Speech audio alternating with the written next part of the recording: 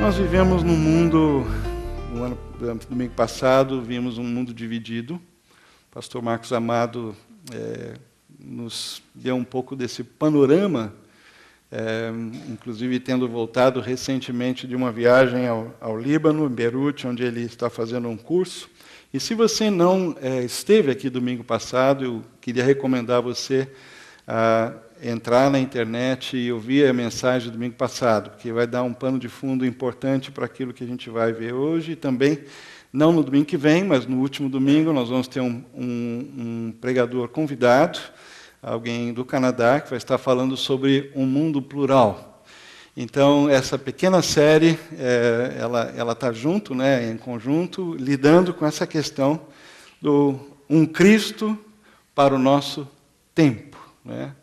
Um Cristo para o nosso tempo.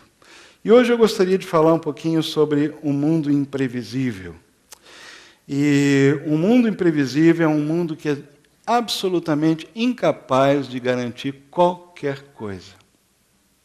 Nós vivemos num mundo que é absolutamente incapaz de nos dar qualquer garantia. Essa é a realidade. Nós sabemos e vivemos aqui, estamos orando antes do culto, e vivemos num clima de apreensão no nosso país, de medidas difíceis, de liderança que não merece muitas vezes a nossa credibilidade. É lógico que tem exceções, mas nós estamos num momento de dúvida quanto à possibilidade do país se recuperar. Enfim, nós vivemos num momento em que a economia está se deteriorando com muita rapidez, já está deteriorada, e a gente não sabe se já chegou no fundo do poço. Alguns economistas dizem que sim, outros dizem que não. Enfim, todo mundo faz projeções e tenta profetizar, mas o fato é que nós vivemos num mundo imprevisível. E não importa qual para onde a gente olha.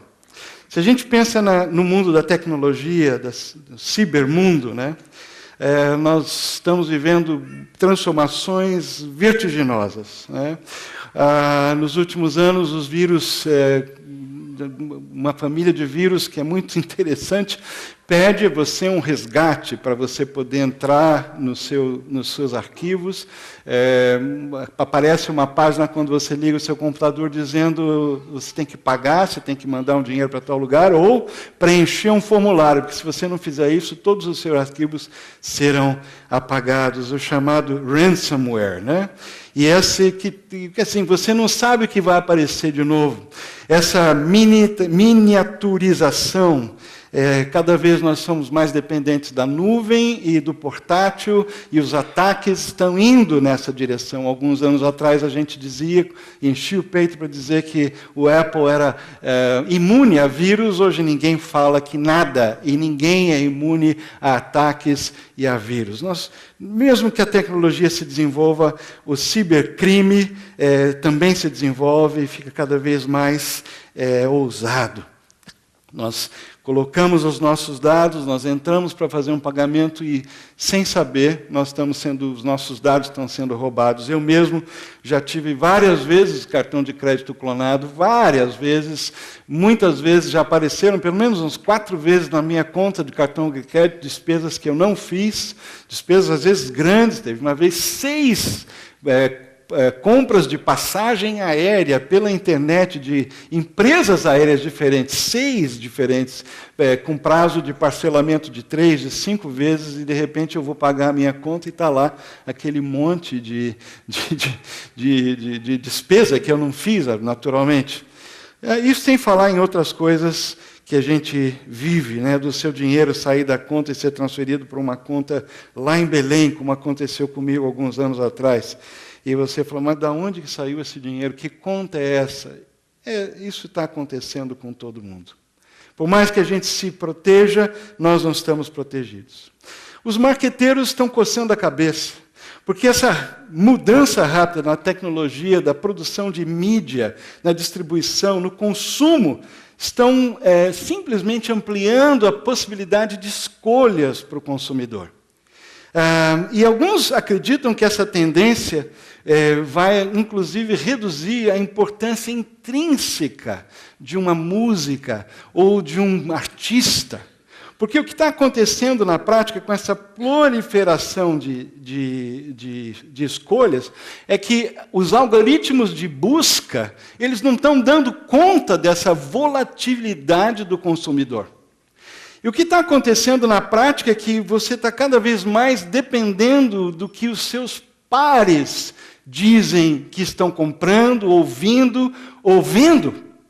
E isso se espalha como um fogo, né? De repente uma coisa fica viral, do nada. Gente que não tinha nenhuma fama e que não era ninguém assim, de personagem ou personalidade, de repente se torna famoso da noite para o dia. E quem lida com marketing fica coçando a cabeça porque é muito difícil prever, é muito mais difícil induzir ou prever o comportamento do consumidor nos dias de hoje. E, portanto, a tendência está sendo muito mais no sentido de estar rapidamente, a habilidade rápida de descobrir, medir e explorar as tendências do consumidor na medida em que elas vão acontecendo. O mundo está imprevisível. Quando você pensa nos negócios, também é a mesma coisa. Há pouco tempo saiu um livro escrito pelo Franz Johansson, que em português é traduzido Clique, como nascem as grandes ideias, ou em inglês The Click Moment, Seizing Opportunity in an Unpredictable World. E simplesmente ele está dizendo duas coisas. A primeira é que o sucesso é absolutamente aleatório, e muito mais aleatório do que a gente queira acreditar. E, em segundo lugar, que há um número de ações específicas, e ele diz, essa é a tese do livro, que nós, como indivíduos ou organizações, nós podemos tentar capturar essa aleatoriedade, esse momento randômico, e, de repente, focar naquele momento para nos favorecer. De acordo com ele, com o Johansson, estratégia, planejamento, análise cuidadosa não podem mais garantir um desempenho forte de nenhuma empresa. Não dá mais para garantir. O negócio hoje, o ambiente de negócio é muito randômico, é muito complexo. Mas, ele diz, quando você profundamente analisa e vai lá dentro, você percebe que as coisas que são bem-sucedidas, as ideias que emplacam e estouram, normalmente vêm como um estalo, como um clique. E algumas pessoas são capazes de captar esse momento a seu favor ou a favor da empresa e aquilo estoura. E vai bem. Aí eu fico pensando, quantas pessoas do mundo vão ter um momento clique? Quer dizer, não é uma solução para a maioria dos mortais. Então a gente vive esperando aquela ideia e nós cremos que assim como aquele que inventou o Facebook conseguiu, eu também vou conseguir. E as novas gerações crescem procurando aquele filão de ouro e vivem nessa expectativa e nessa esperança de que alguma coisa, uma porta, um clique vai dar na minha vida, o tipping point, como a gente também tem um outro livro famoso. Mas isso não é a solução para todo mundo. E isso acaba gerando mais profunda depressão e você não consegue, você vê o sucesso de um e o insucesso da maioria. E isso produz um sentimento estranho. Quando a gente pensa na sociedade em geral, a Judith Rodin, é o nome dela, presidente da Fundação Rockefeller, escreveu uma pancada de livros, tem um monte de doutorado honorário, foi presidente, uma das primeiras mulheres que foi presidente de uma grande empresa, e depois ela preside a Fundação Rockefeller, que é uma fundação que dá dinheiro. Ela faz isso, né? Ela se especializada em financiar, em dar dinheiro, né? E ela, então, escreveu um livro há pouco tempo chamado The Resilience Dividend, o dividendo da resiliência. E ela diz que construir a resiliência, que é essa habilidade de voltar mais rapidamente e efetivamente de uma crise, é uma questão urgente, tanto social quanto econômica. Nosso mundo interconectado, ela diz, é suscetível a choques e estresses dramáticos e repentinos. Um ataque cibernético, um novo vírus, uma estrutura que rui, que cai, um prédio, uma tempestade violenta, um furacão, ou uma perturbação popular, né, uma guerra civil, ou uma derrocada financeira. Mas a Judith diz e conta uma série de histórias e organizações de pessoas e negócios e comunidades e cidades que aprenderam a desenvolver essa resiliência em situações catastróficas. Ela dá vários exemplos no livro dela, é um livro muito interessante, mas ela conclui, na medida em que a gente se torna mais apto a gerenciar essas rupturas e mais hábeis a desenvolver essa resiliência, existe a possibilidade da gente tirar proveito e criar nessas oportunidades de caos, de crise, a capacidade de recuperar, e nós precisamos, nos dias de hoje, desenvolver essa capacidade e crescer, ficar mais fortes quando nós vivemos tempos de calma relativa. Quando a gente considera também o mundo da política /militar, o antigo secretário da OTAN, o Anders Rasmussen, que foi também primeiro-ministro da Dinamarca e secretário-geral da OTAN de 2009 a 2014. Em junho do ano passado, ele estava fazendo um discurso, uma palestra em Londres, no Instituto de Estudos Superiores, no Chatham House, que é super famosa. E 65 anos de história da OTAN, NATO, né? Que é a aliança do Atlântico Norte, dos Estados Unidos e os países do pós-guerra, aquela aliança do Ocidente. E ele diz o seguinte, olhando para trás, 65 anos de história, agora nós estamos encarando um outro ponto culminante da história. O mundo que nós ajudamos a construir depois do final da Guerra Fria está sendo desafiado. E de diferentes maneiras, em diferentes direções. A leste, a agressão da Rússia contra a Ucrânia é uma tentativa de reescrever as regras internacionais e recriar uma esfera de influência. Ao mesmo tempo, ao sul, nós vemos nações, estados e grupos extremos usando a violência para afirmar o seu poder. E, em geral, nós vemos ameaças antigas e novas, desde pirataria ao terrorismo e ataques cibernéticos, ou ciberataques. A escolha, ele conclui, é clara. Ou nós permitimos que a ordem mundial, que é a base da nossa liberdade, segurança e prosperidade, se desmantelem, ou nós continuamos a fazer essa ordem, a tornar essa ordem cada vez mais forte. E sabe qual é o caminho que ele oferece para o mundo? Para o futuro da OTAN, que é o nome da palestra dele? Mais arma, mais bases, mais recursos, mais forças de ataque, mais forças de defesa rápida, para agir rapidamente e terminar com qualquer insurreição ou qualquer foco de guerra. O plano da OTAN é mais armamento, é mais capacidade de ataque e de defesa, é mais arma, é mais guerra para acabar com a guerra. Quando a gente olha para o campo da religião, não é um pouco diferente, porque nós estamos vivendo hoje não mais somente vivendo aquela dualidade do teísta e do ateu. Do teísta que diz assim para o ateu, mas dá uma olhada na criação, na natureza, nessa coisa impressionante que é o universo, essa ordem, essa beleza, essa harmonia. Como que você não pode crer que não exista um ser que desenhou isso de uma maneira inteligente? E o ateu tem que dar a volta, pular miudinho para poder criar um caminho para refutar essa percepção que é natural do ser humano, olhando tudo isso, vendo tudo isso, se vendo e dizer, não, tem que ter uma inteligência maior, alguém que bolou tudo isso. É muito perfeito.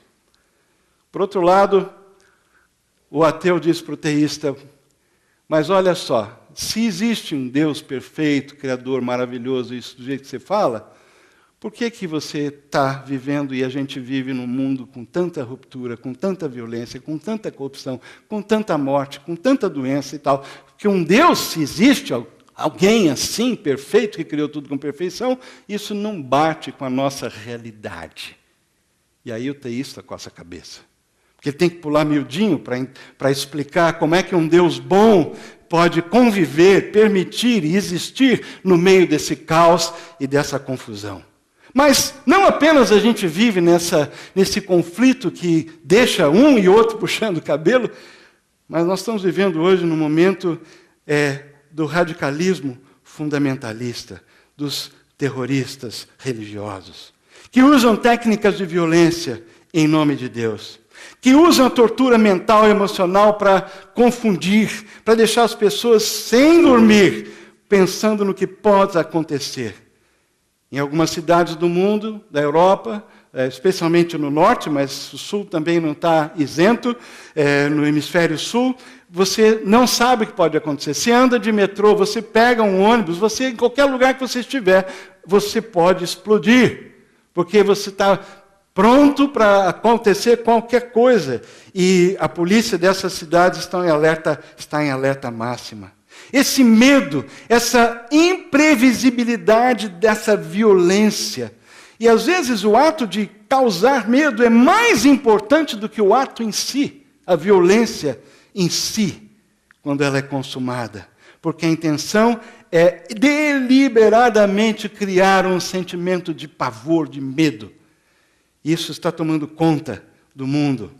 E outra tática é culpar.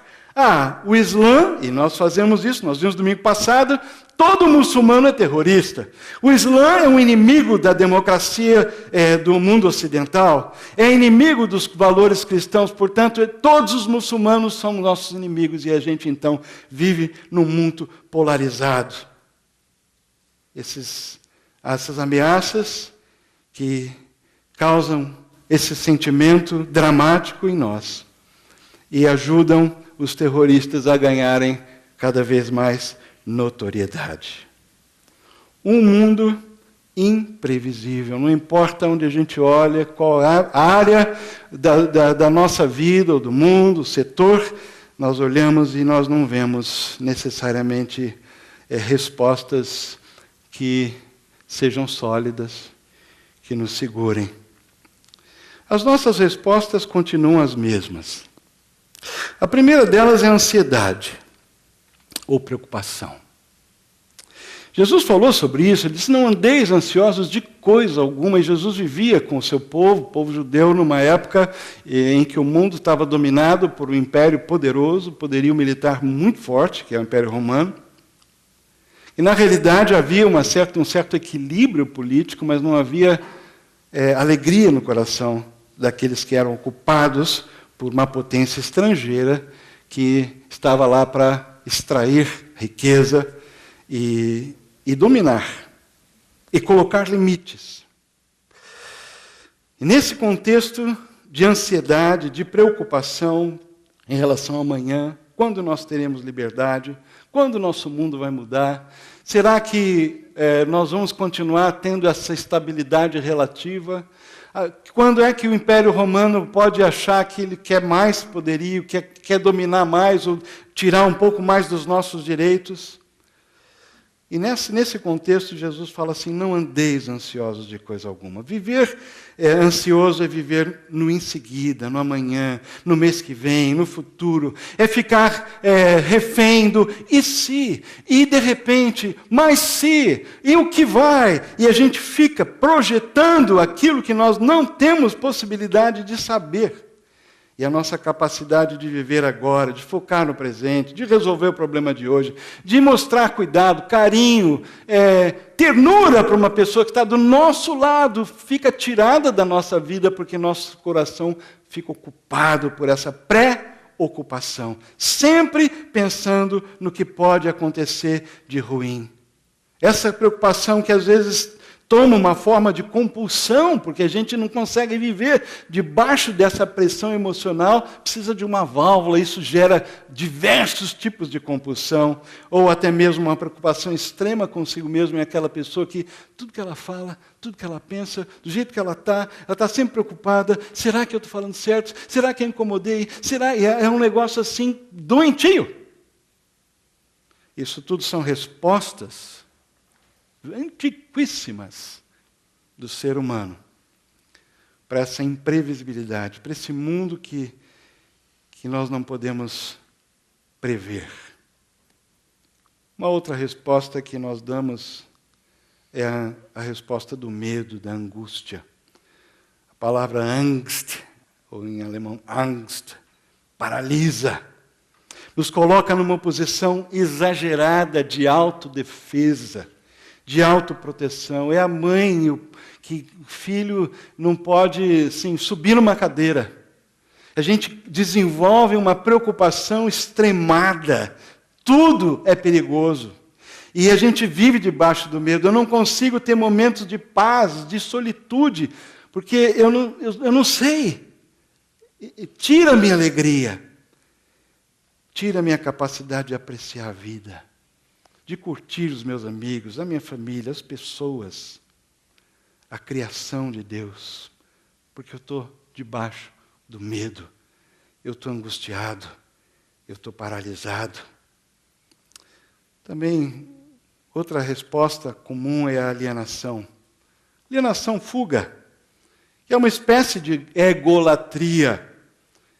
É quando nós criamos e vivemos num mundo que a gente imagina que controla.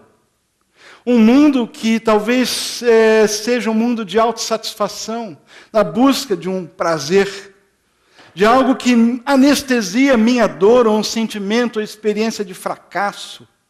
Um mundo do faz de conta, da negação da realidade, pois ela é muito dura. E a gente faz isso de várias formas, formas de prazer como comer, sexo, substâncias lícitas, ilícitas, baladas, não importa. E eu me deixo, às vezes, dominar pela minha carreira, pelo meu trabalho, como uma maneira de não pensar, de não sentir. Ou fico escravizado por um relacionamento, por uma pessoa que às vezes pode ser até alguém que mora na minha casa. Eu vivo em função disso, como uma fuga, como uma alienação, como uma anestesia, porque eu não sei lidar com todo esse bombardeio que eu recebo de fora, que me leva a ficar ansioso, angustiado e alienado. Será que existem recursos de Deus para vivermos num mundo imprevisível? Será que Cristo tem uma resposta para nós? Será que existe uma mensagem que apresenta, que coloca Jesus Cristo numa posição em que a gente consegue vê-lo como um recurso real, verdadeiro, para a gente viver nesse mundo de imprevisibilidade que a gente vive?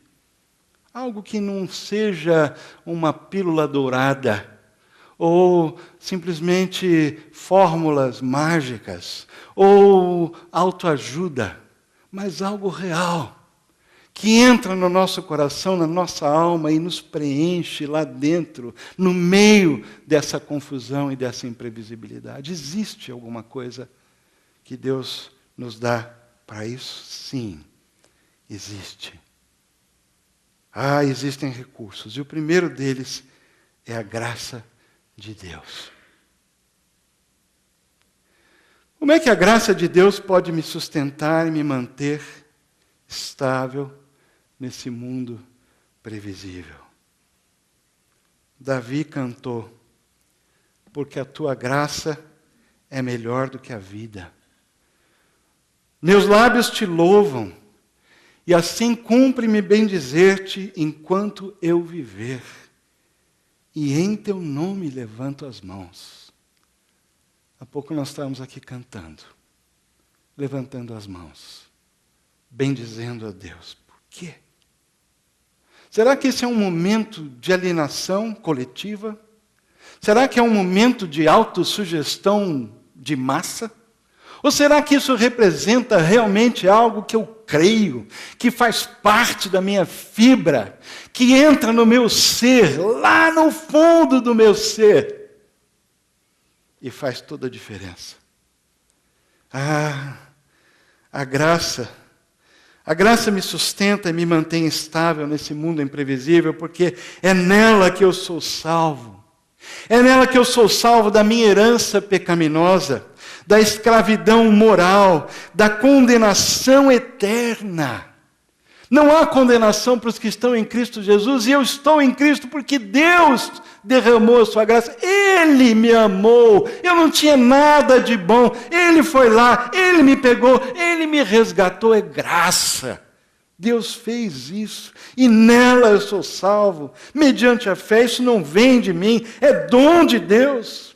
Essa graça que me liberta da minha egolatria, da minha autossuficiência, a graça que me liberta como Tito, que quer me educar no dia a dia da minha insensatez, Tito capítulo 2, da minha injustiça, da minha impiedade, graça. Por ela eu sou salvo, nela eu sou salvo. Nessa graça eu fui perdoado, eu fui aceito, eu fui adotado por Deus, na própria família de Deus. Nessa graça eu tenho uma identidade e uma herança eterna que ninguém vai poder roubar. Um tesouro que a traça não corrói, a ferrugem não danifica. Essa é a graça. A graça que me supre, que me dá segurança. Portanto, eu posso viver em paz com Deus e comigo mesmo, como Paulo, escrevendo à igreja de Filipos, disse, lançando sobre ele, Pedro, toda a vossa ansiedade, porque ele tem cuidado de vós, ou não andeis ansiosos, em tudo sejam conhecidos diante de Deus com as suas súplicas, todas as coisas, e a paz de Deus, que excede todo o entendimento, guardará os vossos corações em Cristo Jesus. Paz. Na graça estou seguro, na graça estou suprido. E por último, mas não menos importante, a graça de Deus me tira de uma posição de controle. Eu não controlo. As outras pessoas não controlam. As circunstâncias do passado, do presente, do futuro não determinam. Eu vivo na graça. Eu não preciso ligar o piloto automático da preocupação, do medo ou da fuga. Porque, como disse Paulo, Deus, respondendo um pedido de Paulo para remover aquele espinho na carne, Deus falou, chega, não me pede mais isso. A minha graça te basta, porque o poder se aperfeiçoa na fraqueza. Se nós queremos viver nesse mundo, com estabilidade e com sanidade, não existe substituto para a graça de Deus. Nada vai ocupar o lugar da graça de Deus na sua vida.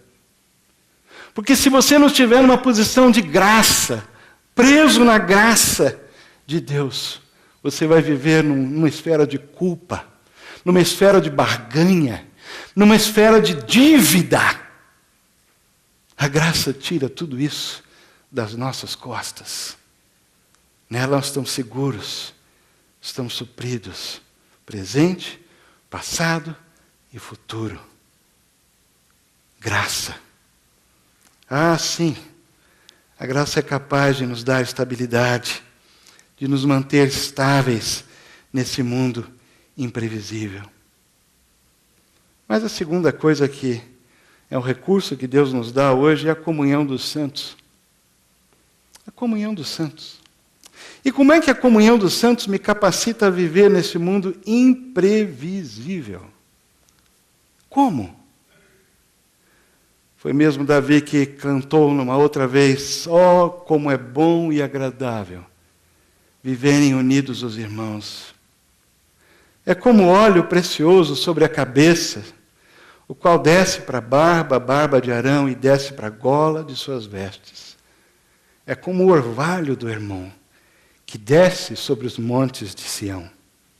Ali onde vivem unidos os irmãos, que é bom e agradável, nesse lugar, nessa esfera de unidade, ali o Senhor ordena a sua bênção e a vida para sempre. A experiência de comunidade também não tem substituto. É na comunidade cristã que eu me encontro e eu me conheço. E eu me percebo como filho de Deus, parte da família de Deus. É nessa família que eu apreendo, recebo e aprendo o amor de Deus. Porque o amor, um plano humano, ele é muito limitado. Mas na comunidade dos irmãos, dos cristãos, eu recebo o amor de Deus de uma forma muito especial. E aprendo a amar como Deus ama. É o laboratório do amor de Deus em primeiro lugar. É na comunhão dos santos que eu encontro Deus. Encontro Deus na diversidade dos dons.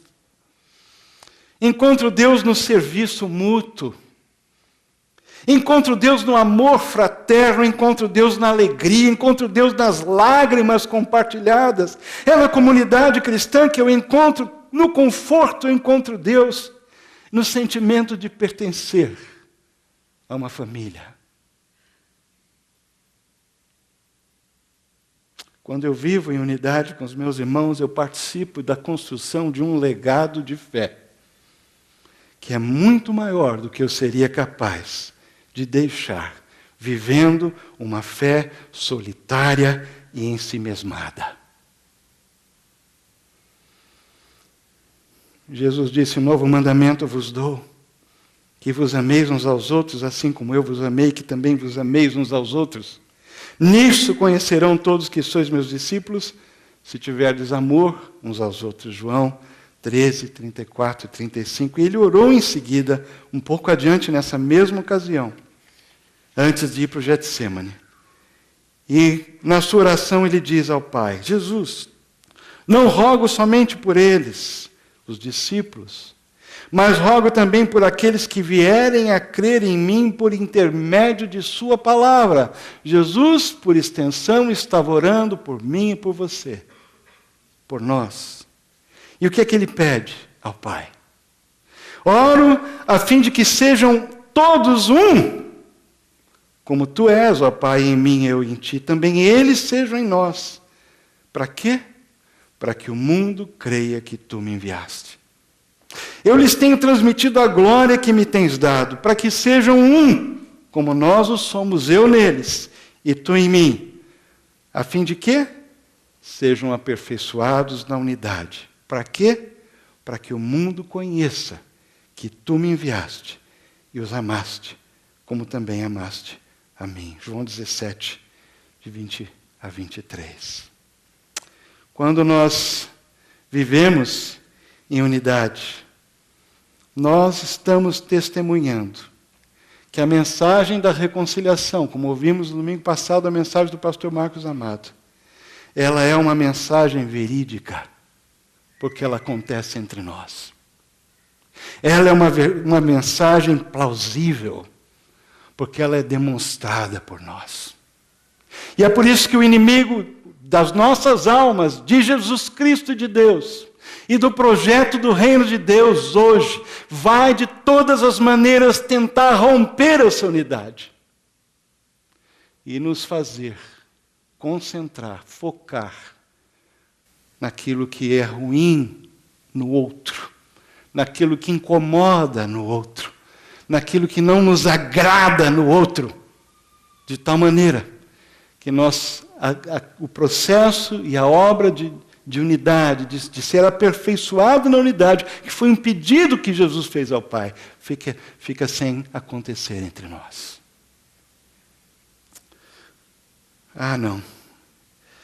Eu não sei se nós podemos alcançar a profundidade, a importância desse recurso da comunhão dos santos que esse recurso tem para nós vivendo nos dias de hoje. Mas é muito importante.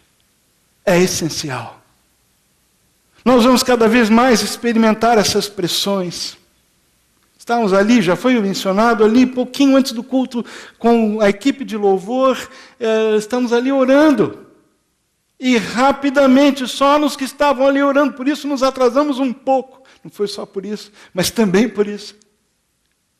Orando, porque estávamos vivendo realidades difíceis, duras. Estamos aqui cantando, mas não estamos vivendo alienados de um mundo difícil e imprevisível, de notícias ruins. Não, estamos aqui dentro, inseridos na realidade.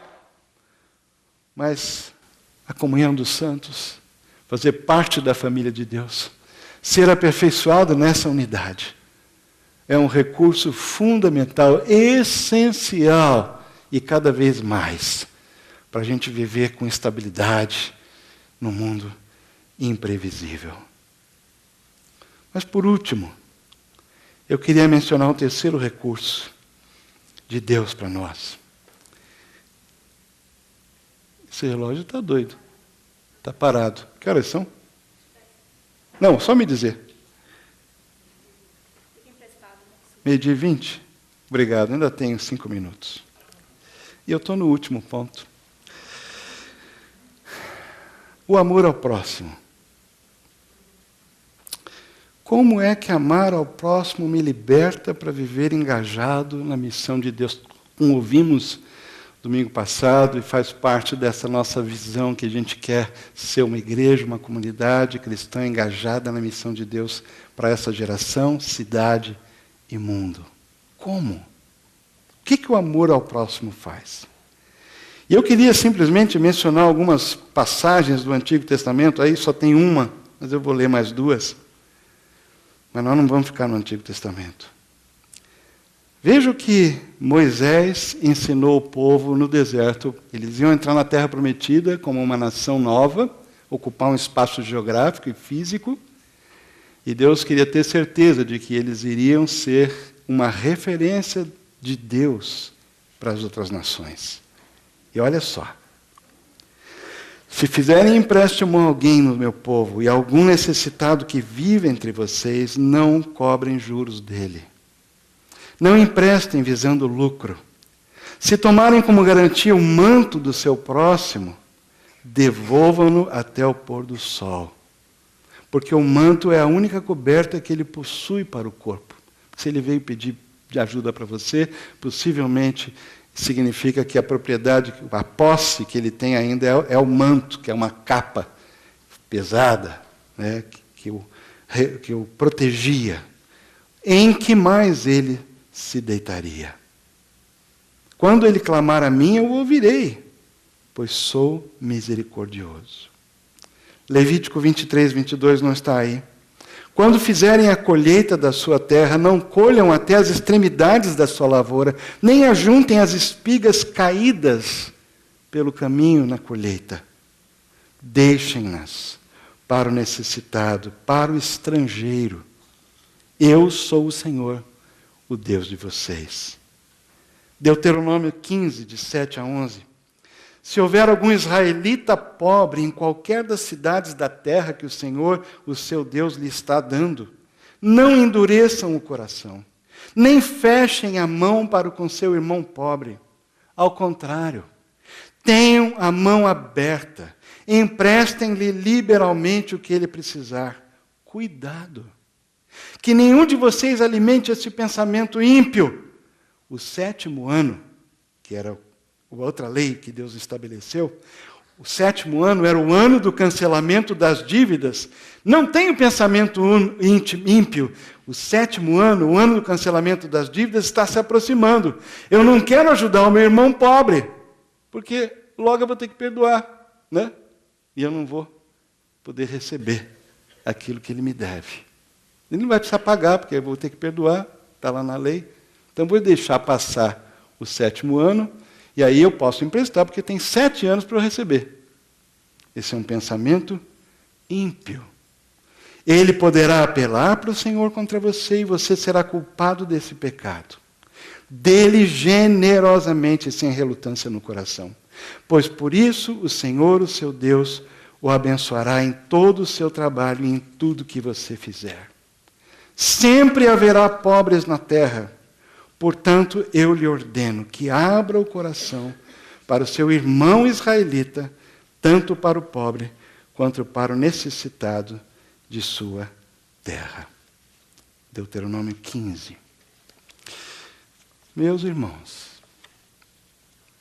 Se este era o padrão para o povo de Israel, qual será o padrão para o povo de Jesus Cristo? Não pode ser menos do que isso. Não pode. Os israelitas tinham sua herança ligada a uma terra. Eles cultuavam porque tinha um prédio numa cidade construído, o templo, onde Deus se manifestava. Eles eram considerados uma nação escolhida para refletir o amor de Deus para as outras nações. Privilégios que só eles tiveram durante muito tempo. Mas nós vivemos numa outra época. Nós vivemos na época da diáspora. Hoje, o povo de Deus está espalhado pelo mundo. A igreja não é um prédio, não é um templo de Salomão, uma réplica em algum lugar do mundo ou qualquer prédio. A igreja não é um auditório que você aluga no domingo ou nem algo que existe há 60 anos e o seu bisavô ajudou a construir. Igrejas são pessoas. É o povo vivo de Deus onde o Espírito Santo habita. Espalhado. Fermentando a massa. Iluminando. Salgando a terra. Para nós o padrão é muito mais alto. Deus está nos pedindo, e os primeiros cristãos viram isso na prática, e muitos, hoje, no nosso século, estão pagando com a vida o preço de seguir a Jesus Cristo. Há mais guerras religiosas, de intolerância. Há mais guerras acontecendo no século XXI do que aconteceu no século XX inteiro. Nós somos tão bombardeados com notícias que a gente passa a ficar anestesiado. Mas o nosso padrão é muito maior. Amar o próximo para nós é algo que envolve todo o nosso ser. Quando Jesus disse para aquele que respondeu a pergunta, baseada no Antigo Testamento, qual é o maior mandamento? Primeiro, mais importante, amarás o Senhor teu Deus de todo o teu coração, de todo o teu entendimento, de toda a tua força. E o segundo, amarás o próximo como a ti mesmo. E Jesus disse, disseste bem. E se isso era verdade, há 2000 anos e tanto atrás, muito mais nos nossos dias. Muito mais nos nossos dias, o mundo em que a gente vive, a cidade que nós ocupamos, o prédio onde nós moramos, o trabalho que nós estamos, precisa enxergar isso de uma forma palpável. Real, não religiosa, não de jargão, não eu sou batista, não eu vou na CB Moema, mas algo que emana, algo que realmente reflete esse tipo de atitude e mais.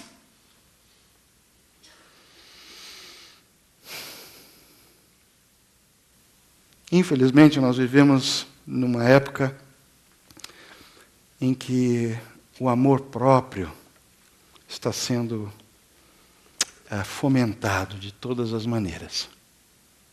Os direitos humanos se tornaram tiranos. E qualquer minoria, e qualquer pessoa que tem uma ideia, e publica essa ideia, divulga essa ideia, se torna a referência para os demais.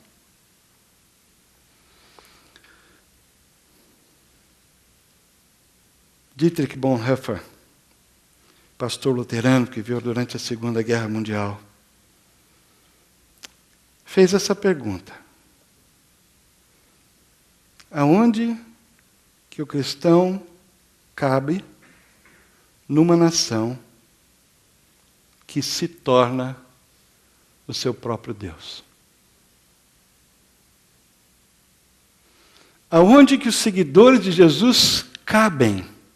Qual lugar eles ocupam, devem ocupar, podem ocupar? Uma nação que se torna o seu próprio Deus. Me pergunto se o Brasil já não virou o seu próprio Deus. Se a alma brasileira já não está nesse lugar de idolatria. E se nós, seguidores de Jesus, não estamos também sendo enfeitiçados, encantados por qualquer promessa ou qualquer característica nossa que leva a gente a, de uma maneira duvidosa, na melhor das hipóteses, ou arrogante na pior, crer que nas nossas próprias forças nós vamos ser capazes de virar esse jogo. Bonhoeffer teve muitas oportunidades na vida.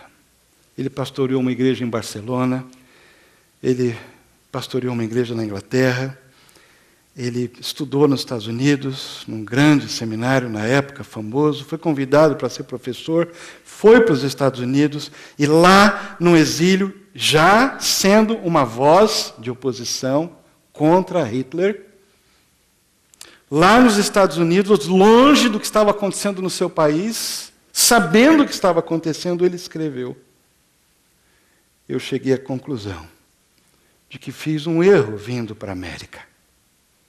Eu não terei direito de participar na reconstrução da vida cristã na Alemanha, depois da guerra, se eu não partilhar das tentações, das provações desse tempo com o meu povo. Cristãos na Alemanha estão enfrentando uma alternativa terrível.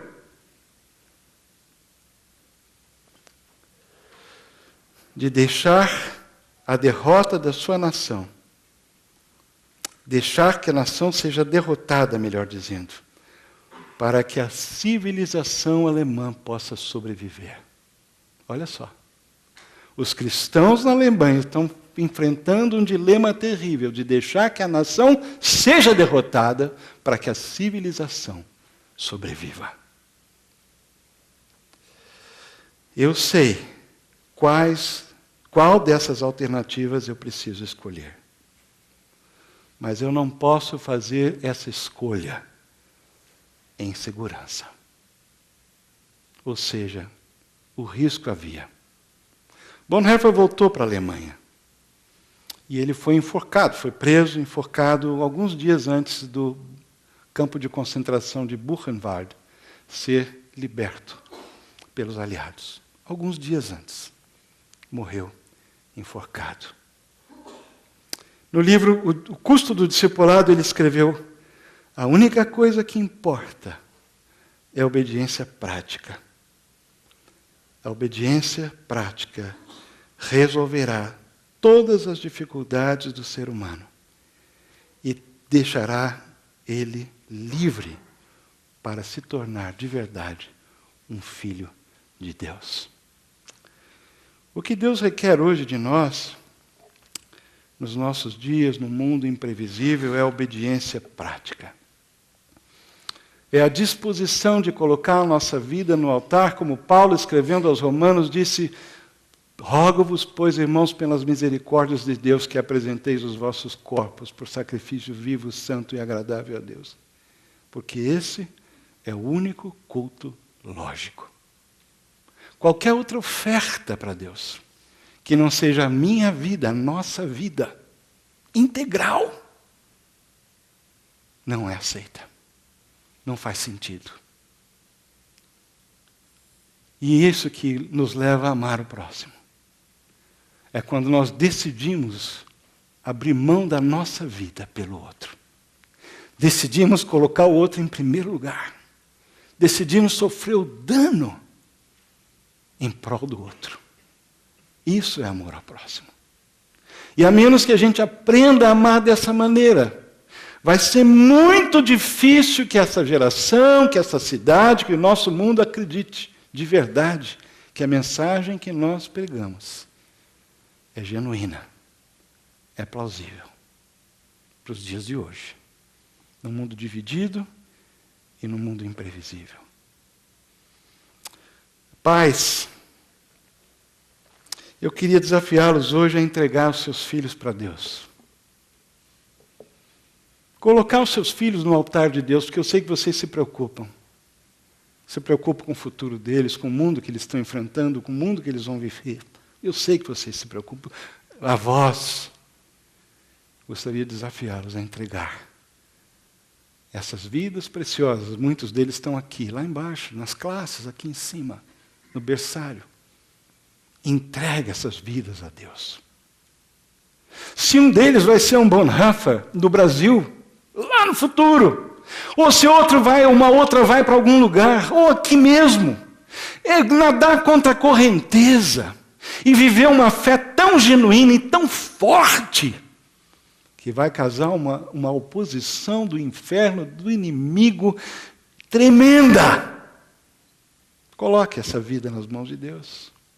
E talvez a sua tarefa hoje, o seu chamado hoje principal é orar pelos seus filhos e pelos seus netos ou bisnetos, para que eles possam partir de um ponto que talvez a gente está tentando chegar, de compromisso, de fé cristã. Senhor Deus, nossa palavra hoje é de confissão e arrependimento.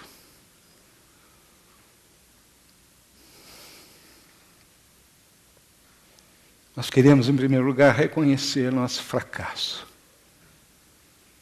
em viver debaixo da Tua graça,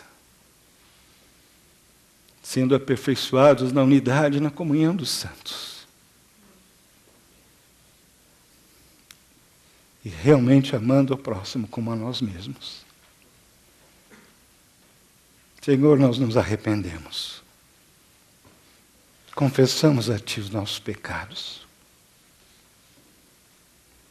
Liberta-nos, Senhor, do nosso eu.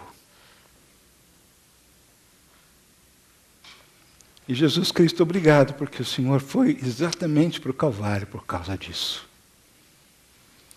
O Senhor foi crucificado por causa do meu eu.